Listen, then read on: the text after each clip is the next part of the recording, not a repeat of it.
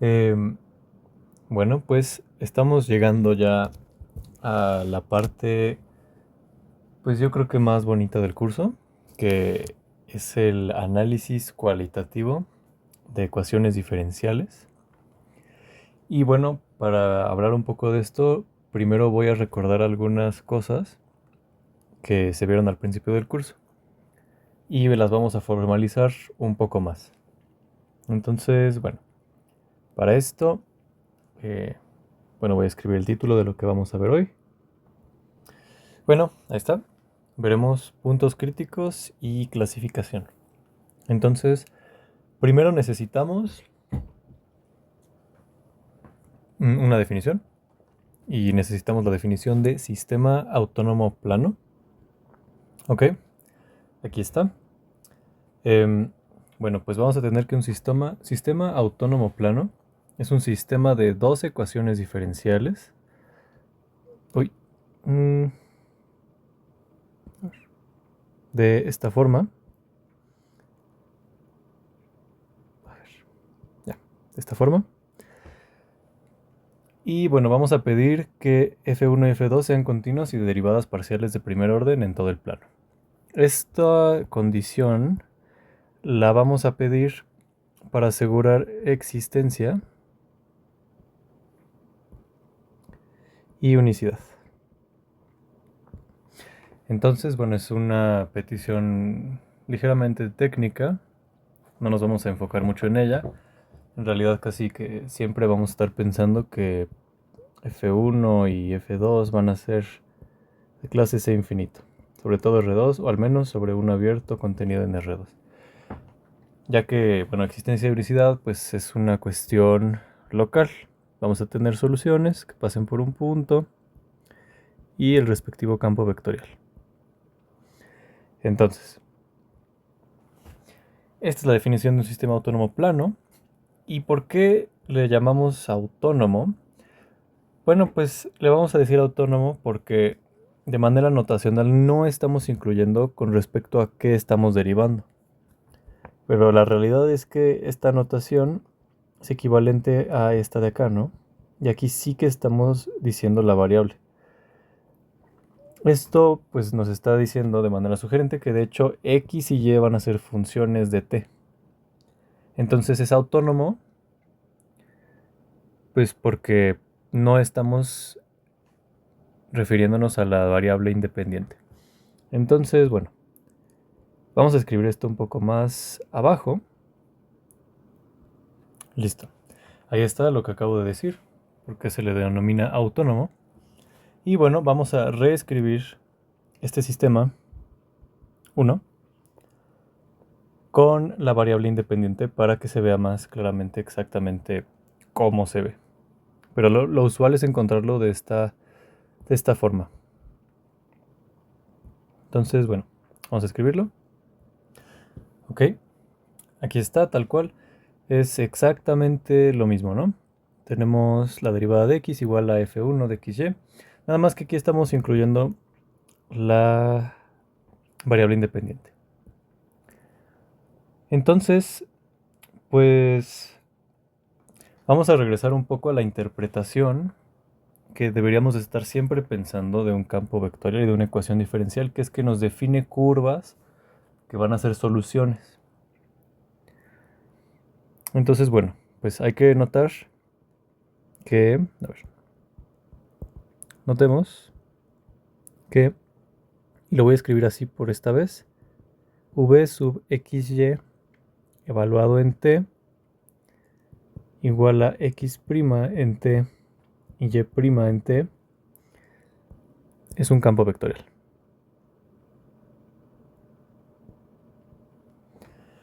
Entonces, esta notación me parece que no la voy a volver a usar, pero es bueno estar cambiando de notación constantemente porque a veces esto se lo van a encontrar como v en pt, ¿no?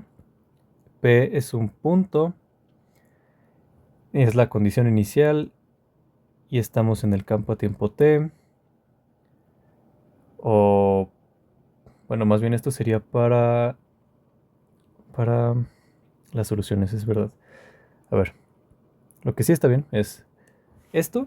Se refiere a, tenemos un punto XY. Y bueno, pues XY en realidad depende de T, ¿no? Y en ese punto tenemos el campo VXY a tiempo T, que pues se puede escribir también como, no sé, pueden encontrarlo como V de XY nada más, y están obviando que de hecho esto depende de T, o nada más tal vez V de T también. Así que hay que acostumbrarse mucho a estar cambiando de notación y entender del contexto a qué se está refiriendo el problema. Ahora, lo que dije un poco de manera incorrecta con esto de aquí, que había puesto B, estas phis normalmente se denota así cuando tenemos condición inicial P y queremos la solución que comienza en P a tiempo T. O sea que aquí estaría phi de PT, que también lo van a encontrar así o simplemente así. Entonces hay cambios de notación tanto para las soluciones como para los campos vectoriales, así que hay que tener mucho cuidado con esto. Entonces, bueno, es un campo vectorial y recordemos también que, ¿qué quería decir que algo fuera solución a nuestra ecuación? Pues gamma iba a ser solución si se cumplía esta ecuación, ¿no? ¿Qué quiere decir? Pues que nos estamos parando en el punto XY. Y aquí tenemos un vector. Y ese vector va a ser justo x', y'. Y esta curva va a ser gamma de t. O sea, ¿por qué esta ecuación se relaciona con este dibujo? Bueno, pues porque estamos sobre gamma y estamos evaluando el campo. Y esto lo estamos igualando a nuestra derivada de la curva, es decir, queremos que el campo sea tangente a la curva. Eso es lo que quiere decir esa igualdad. Y bueno, esto es, me parece, casi que del primer día de clases. Y bueno, vamos a estar pensando en esto para definir puntos de equilibrio. Ahora, en algo relacionado a esto es que, aunque a ver, tenemos, por ejemplo, esta ecuación, ¿no? Esta de aquí. Tenemos que x, y es un punto variable en R2. Y pues x y y pues son funciones que van de R en R, ¿no? O en dado caso de un intervalo en R, localmente, ¿no? Entonces, pues, ¿qué onda con que se les llame variables? Pues no importa, es una cuestión nada más de cómo se escriben los sistemas autónomos planos. O no planos, sistemas autónomos, nada más muchas ecuaciones. Plano es porque estamos en dimensión 2, porque son dos variables. Entonces a x y y se les van a llamar variables aunque sean funciones. Entonces voy a escribir esto nada más para tenerlo a la mano. Listo. Aunque xy es un punto variable en R2 y xy funciones, a xy se les llama variables de acuerdo a la notación empleada en un sistema autónomo. Entonces, un poco más de definiciones. Vamos a tener que al plano formado por estas parejas XY se le va a llamar el plano fase. Y bueno, ahí está. Entonces, ahora recordando esta gama, pues vamos a recordar que a gama se le puede llamar curva integral, solución al sistema o una curva en el espacio fase ahora. También puede recibir el nombre de trayectoria u órbita. Entonces, vamos a poner esto también. Listo. Entonces, bueno, recibe varios nombres, pero es en realidad lo mismo. Y pues deberíamos estar pensando siempre en este dibujo y en esta ecuación, siempre. Y bueno, ¿y por qué son iguales, no? Entonces ahora sí estamos listos para definir qué es un punto crítico o de equilibrio. Ok, ahí está. Entonces un punto x0, y0, tal que el campo en ese punto va a ser el vector 0, 0, se va a decir que es un punto crítico o punto de equilibrio. Ahora, con respecto a esta notación, fíjense que yo puse v de x0, y0, pero con respecto a la notación de hace rato, pues tendríamos esto, ¿no? El campo en el punto x0, y0 a tiempo t0 es el vector 0, 0, pero no está muy claro cuál es la relación entre el tiempo y el punto, ¿no? Entonces fíjense que x0, y0 lo podemos ver como x de t0 y y de t0. Y ahora sí escribir nuestra definición que teníamos hace rato, como x de t0, y de t0. Esto en el índice nada más y evaluando en t0. Entonces, esta notación es muy engorrosa y por esto es que se usan notaciones de este estilo, más compactas, mientras se entienda a qué se está refiriendo uno. Entonces, ¿esto cómo lo podemos ver? Bueno, pues vamos a hacer un pequeño dibujo, ¿no? Nosotros podemos tener, por ejemplo, algo así. Bueno, no, ese no. Algo así.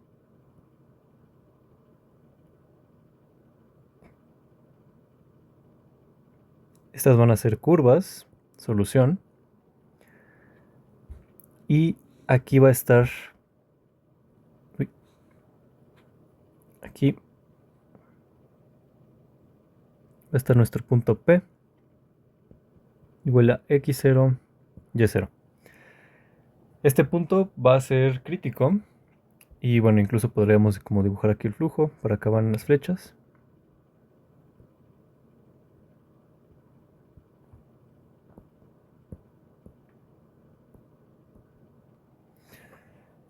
Y pues va a ser crítico porque, a ver, intuitivamente nosotros podemos ir dibujando aquí nuestro campo vectorial.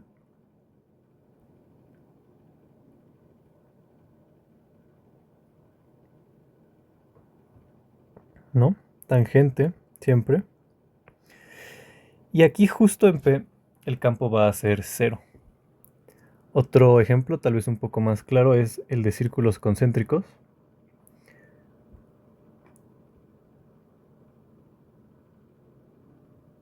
A ver si me sale.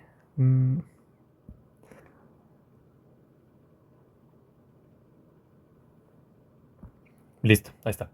Entonces este es nuestro campo. Por ejemplo, con este flujo, ¿no? En contrario a las manecillas del reloj. Y pues, ¿cuáles serían nuestros vectores tangentes? Por ejemplo, aquí habría uno. Aquí habría otro. Aquí otro. Aquí otro. Y podemos ver intuitivamente, ¿no? ¿Cuál sería el vector tangente aquí? Pues quién sabe, ¿no? Más bien, porque van dando vueltas, nos podemos ir acercando con muchos vectores tangentes. Y el único que estaría de acuerdo con la intuición local del campo vectorial sería el vector 0. Por ejemplo, la norma de los vectores se tiene que ir haciendo pequeña. ¿Por qué? Porque la curvatura cada vez es mayor de cada círculo. O en otras palabras, porque la norma de la primera derivada de nuestra curva pues va a decrecer, ¿no? Y pues la primera derivada es justo el vector tangente. Entonces, bueno, así se van a ver más o menos los puntos de equilibrio, en donde el campo se anule, se haga cero. Entonces, ya que tenemos un punto de equilibrio, podemos empezar por ver qué pasa con algo que se llama sistemas autónomos lineales. Entonces, bueno, aquí está. Si el sistema autónomo es lineal y de coeficientes constantes, entonces lo podemos escribir de esta manera. Y fíjense que va a tener esta representación matricial, donde ahora la representación matricial como que tiene mucho más sentido que antes, ¿no? Porque tal cual tenemos el vector tangente igual a alguna transformación lineal en un punto. Eso está, pues, no sé, increíble, ¿no? Porque tenemos aquí a v igual a al campo v gorro, y que nuestro sistema autónomo sea lineal de nuestras definiciones de ecuaciones lineales se traduce tal cual a que se pueda representar como una transformación lineal de coeficientes constantes, claro, ¿no? Porque aquí no depende de nada. Entonces, esto es pues muy interesante. O sea, es muy muy interesante desde el punto de vista de la interpretación geométrica. Entonces, ¿qué podemos hacer ahora con nuestros sistemas autónomos lineales? Pues podemos tener un teorema que vamos a probar y es el siguiente. Ok, este es nuestro teorema.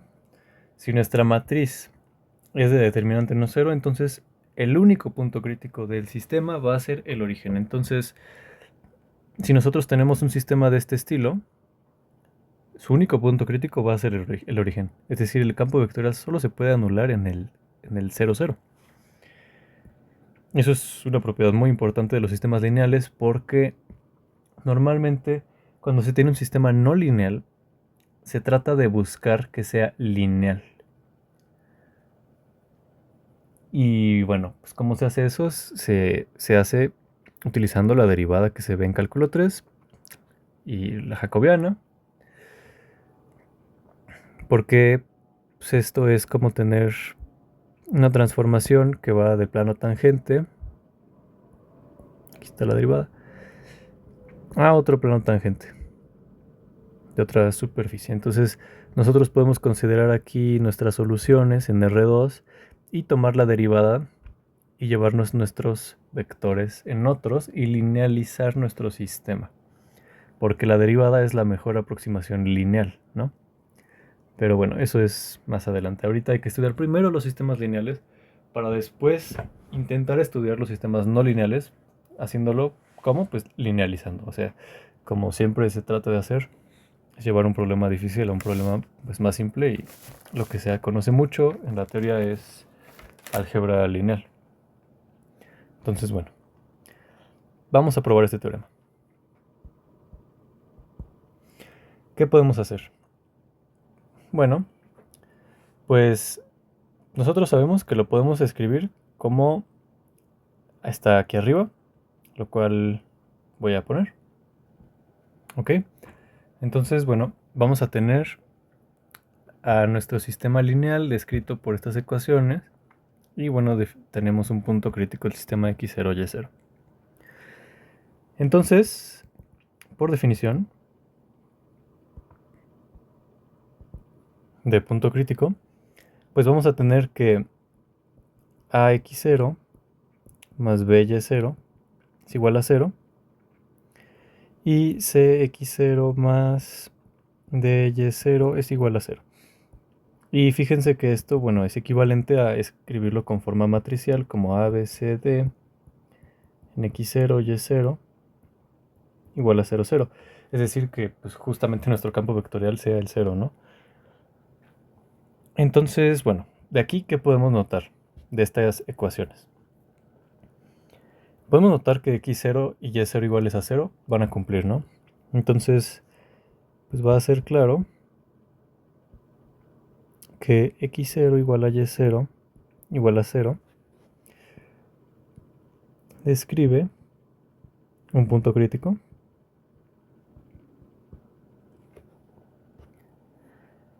y ya, ¿no? Ahora, hay que probar que es único, ¿no? Entonces hay que suponer que existe uno que no es el 0, 0. Aquí está.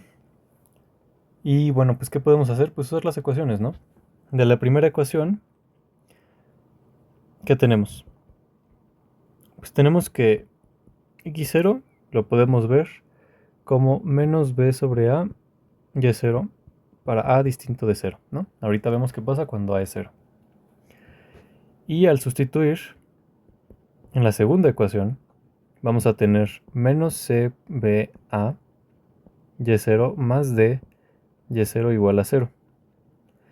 Pero esto, ¿qué implica? Bueno, pues si multiplicamos por A y factorizamos Y0, vamos a tener AD menos BC Y0 igual a 0. Y justamente AD menos BC es el determinante de A. Pero nosotros sabemos que el determinante de A es distinto de 0. Entonces, Y0 tiene que ser 0. Y bueno, pues por lo tanto, a ver, esta le voy a poner asterisco. Entonces, por lo tanto, de esa igualdad de asterisco, x0 tiene que ser 0. Lo cual es una contradicción, ¿no?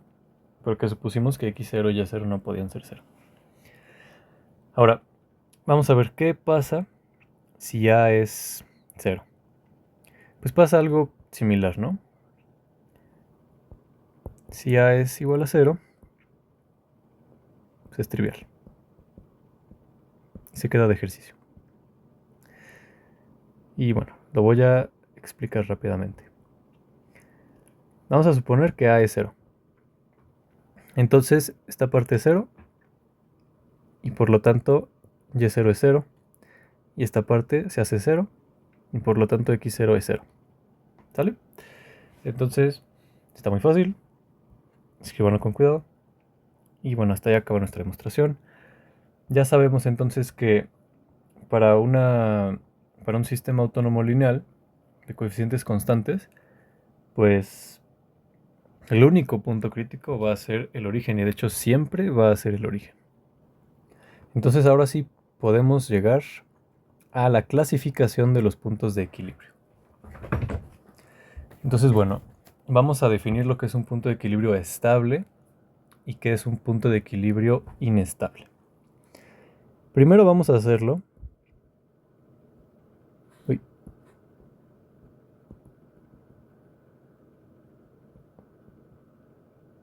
Vamos a hacerlo pues, de manera intuitiva, ¿no? Entonces, pues, a ver, si nosotros tenemos aquí un punto x0, y0, que es un punto de equilibrio estable, pues nosotros quisiéramos definir estabilidad en una vecindad de nuestro punto de equilibrio. Y nosotros queremos que las trayectorias pues no se alejen mucho. Por ejemplo, ahí está una, ¿no? Aquí, por ejemplo, podría haber otra que vaya al punto estable. Y pues aquí están nuestras trayectorias. Pero lo importante es que no se van a salir de esta región U. Esa va a ser nuestra estabilidad. Queremos estabilidad con respecto a trayectorias. Entonces, ¿cómo podemos formalizar esto? Bueno, pues vamos a escribir la definición, que es muy parecida a la de continuidad. Ok, aquí está. Entonces, bueno, si tenemos un sistema autónomo y tenemos nuestro punto x0, y0, un punto de equilibrio estable, entonces, bueno, vamos a decir que es estable. Sí, tal cual como en continuidad, pero fíjense que no es exactamente continuidad. Es, bueno, pues para toda epsilon mayor que 0 existe una delta, que en realidad depende de epsilon, pero bueno, eso no se escribe casi nunca. Tal que si x, y es solución al sistema, y tenemos que la distancia, por ejemplo, aquí está xy a tiempo t, aquí estaría la distancia, esta es menor que delta, ¿no? Queremos la distancia del punto crítico. Entonces, pues, para todo tiempo mayor que ese t0, vamos a tener que, pues, la distancia a nuestra solución, la distancia de la solución al punto crítico va a ser menor que epsilon. Es decir, por ejemplo, aquí tendríamos esta bola de radio epsilon, ¿no? Eso es lo que quiere decir, que se van a quedar ahí adentro. Y bueno, fíjense que esta estabilidad depende de nuestro punto T, digo, nuestro tiempo inicial T0, ¿no? Entonces podemos hablar de puntos de equilibrio estables, pero en el fondo necesitamos nuestro tiempo T0. Entonces, bueno, eso es un punto de equilibrio estable. Ahora podemos hablar de otro tipo de estabilidad, y es lo de un punto de equilibrio asintóticamente estable. Entonces, ¿qué quiere decir esto de asintóticamente? Pues nada más que en lugar de, como antes, querer que se queden cerca nada más de nuestro punto de equilibrio, las trayectorias, lo voy a poner en rojo este punto, vamos a querer que de hecho tiendan a nuestro punto. Y ya. Entonces, bueno, sí se ve que pues, un punto de equilibrio asintóticamente estable es un punto de equilibrio estable, ¿no? Porque si tienden al punto de equilibrio, ¿no? Aquí tendríamos algo así, que todas van para el punto. Entonces, de hecho, pues, se quedan cerca del punto, ¿no? Entonces, bueno, pues el dibujo sería algo así, ¿no? Tenemos aquí nuestro punto de equilibrio. Y pues soluciones que andan por ahí. Bueno, a ver. Vamos a poner el abierto U. Y pues una solución que anda por ahí, da la vuelta, etcétera. Y luego ya, ya, se va. Va hacia el punto. O sea, las soluciones pueden hacer muchas cosas, ¿no? Pueden estar por aquí, dar muchas vueltas. Bueno, eso no lo pueden hacer. A ver, no se pueden cruzar. Pueden pues, divagar un poco y luego, se van, ¿no? Y esa es la idea, que cerca todas se van. Es decir, que si le hacemos lupa a esto, le hacemos una lupa,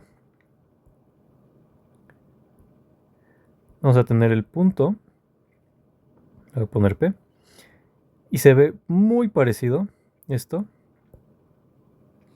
a una ecuación de este estilo, que nosotros conocemos precisamente como x punto igual a menos x y y punto igual a menos y. ¿No? Y de esto va la linealización y lo que les contaba un poco por encima de la derivada y de cómo se linealiza un sistema que en un principio se ve complicado, como acá arriba, pero localmente lo podemos llevar a algo muy simple. Pero bueno. Entonces, bueno, vamos a escribir la definición de un punto de equilibrio asintóticamente estable. Aquí está. Entonces, bueno, dado un sistema autónomo, el punto x0, y0 es un punto de equilibrio asintóticamente estable. Si existe una delta mayor que 0, tal que sí. A ver, la distancia. Por ejemplo, aquí la distancia de la solución al punto de equilibrio es menor que delta, ¿no? Por ejemplo, aquí vamos a poner una bola de radio delta. Entonces, el límite de la solución va a ser el punto de equilibrio. Es decir, vamos a seguir aquí la solución, que se me cruzó ahí horrible, y bueno, llega hasta el punto de equilibrio. Entonces, pues ya, esas son las definiciones. Y bueno, pues ¿qué va a pasar cuando un punto no es de equilibrio? Pues vamos a decir que es un punto, cuando un punto no es estable, ni asintóticamente estable ni estable, pues vamos a decir que es un punto inestable. Listo. Y bueno, obviamente un punto tiene que ser, para ser de equilibrio inestable, pues tiene que ser un punto de equilibrio, ¿no? Equivalentemente un punto crítico estable o inestable. Entonces vamos a ver unos cuantos ejemplos. Pues van a ser ejemplos intuitivos, pero para que tengan una idea de cómo se pueden ver los puntos de equilibrio estables o inestables. Y bueno, para eso voy a copiar un dibujo que hice. Listo, aquí está el dibujo de hace rato. Entonces vamos a ponerle nombre al punto P. Si tenemos algo de este estilo, ¿qué podemos decir? Bueno, pues vamos a pensar en la definición intuitiva de punto de equilibrio estable. ¿Qué es que es estable? Pues que las soluciones se quedan cerca, ¿no? Nunca se alejan. Y que sea punto de equilibrio asintóticamente estable es que las soluciones tienden al punto, ¿no? Pero aquí nuestras soluciones pues solo son estos círculos, ¿no? Muchos círculos concéntricos. Entonces, ¿qué podemos decir? Bueno, pues podemos decir que P es estable, ¿no? Porque las soluciones se quedan cerca, pero no asintóticamente estable.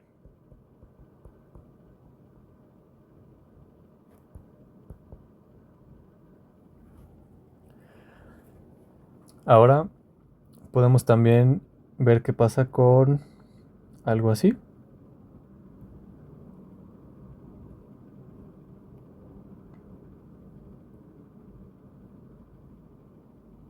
Miren qué bonito quedó.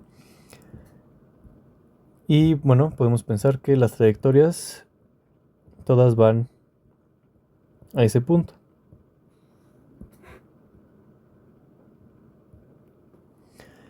¿Qué podemos decir?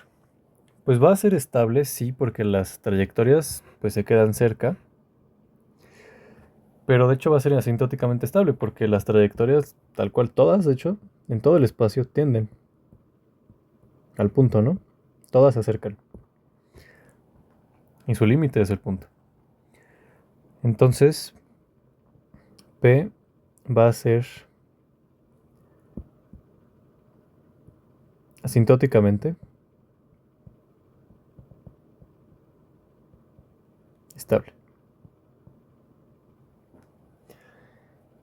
Y por ejemplo, ¿qué pasa si tendremos algo así?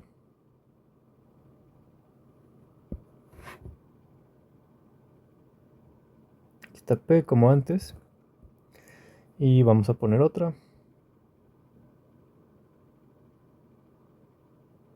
Ahí está. Y que tiendan, bueno, pues ya lo dije, ¿no?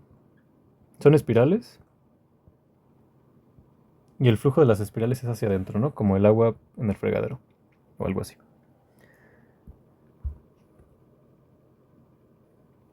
Entonces, ¿qué podemos decir? Pues de hecho va a ser asintóticamente estable también, ¿no? Porque las trayectorias se acercan. Y bueno, resulta que esta y esta cumplen algo que, si les interesa, bueno, es de otros cursos que se pueden tomar. Sistemas dinámicos o cursos más avanzados de ecuaciones diferenciales. Son equivalentes topológicamente. Eso quiere decir que podemos deformar un flujo en el otro, lo cual es un poco extraño, ¿no? Porque aquí tenemos espirales que tienden hacia el punto y acá tenemos como rectas nada más, pero es como pues desdoblar todo el espacio, todas las espirales hasta que queden puras rectas. Es lo que quiere decir que podemos pues llevar el flujo de uno al otro, o sea, como que si no nos importa la parametrización y que las cosas estén pues cercanas con respecto a alguna métrica, nada más nos importa cercanía en el sentido de topología, que pues eso es la topología, es hablar de cercanía sin hablar de cantidades. Entonces, pues podemos deformar un flujo en el otro, es decir, todas las curvas integrales en todas las otras curvas integrales. Y el comportamiento se conserva, es decir, la estabilidad de los puntos críticos se conserva bajo este tipo de deformaciones. Y bueno, pues podemos formar algo equivalente, ¿no? Aquí nos estamos fijando en que el flujo tiende al punto. Pero también podemos pensar en el flujo, pues yendo en la dirección contraria, ¿no? Entonces, a ver esto aquí y acá, acá, porque se nos van a empezar a juntar. A ver, podemos poner otra vez misma idea.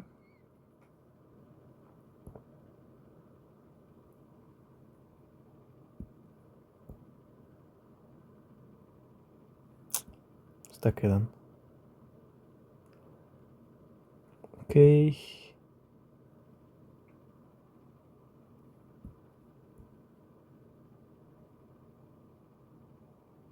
Bueno, está bien. Aquí eran para adentro, ¿no? Ahora podemos pensar que el flujo es hacia afuera.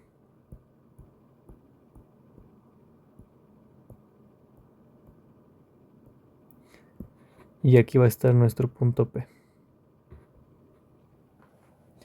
Que entonces, pues podemos otra vez decir que, a ver, las trayectorias se alejan, ¿no? Van para allá. Entonces, si nosotros ponemos una vecindad y ponemos un punto y nos empezamos a fijar una trayectoria, se nos va a salir de nuestra vecindad de algún radio delta. Entonces, pues de hecho no va a ser ni asintóticamente estable ni estable. Así que podemos decir que P es inestable. Y otra vez, si tenemos curvas que se ven así, ay, qué feo espiral. Ahora sí, solo le voy a dejar una curva. Y ahora queremos que vayan para afuera.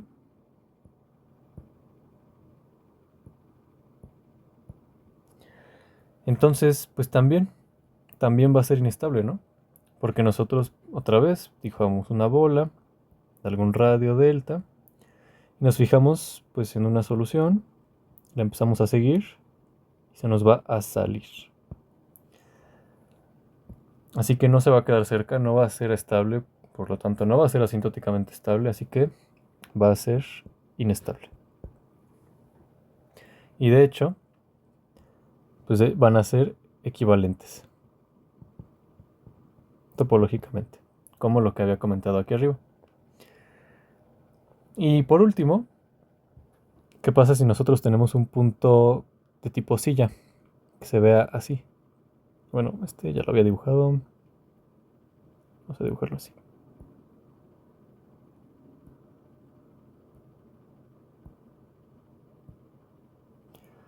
¿No? Entonces, por ejemplo, van para acá las trayectorias. Y, fíjense, aquí esto está interesante. Justo este dibujo linealmente no puede existir. Porque aquí tenemos que seguir el flujo y aquí se nos chocan, ¿no? Entonces eso nos va a dictar a partir del análisis local que de hecho tiene que haber otro bracito. O sea, tiene que haber como 4 direcciones. Entonces, bueno, la ponemos. Ahí está.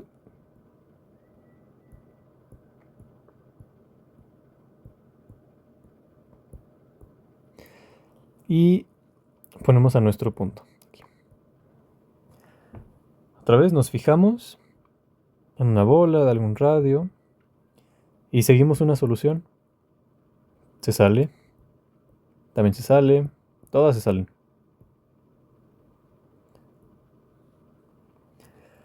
Entonces, ¿eso qué quiere decir? Pues que va a ser inestable, ¿no?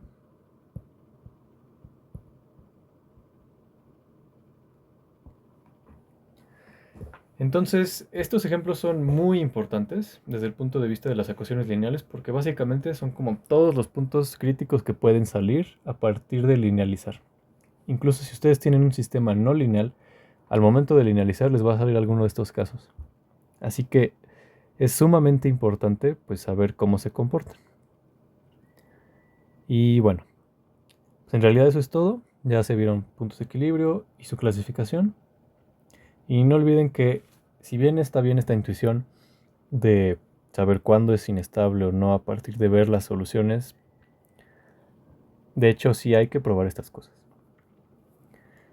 ¿no? Hay que irse por la definición. La intuición está bien para saber qué intentar demostrar. Pero bueno, eso es todo por el día de hoy y espero que tengan un muy buen día. Hasta la próxima semana.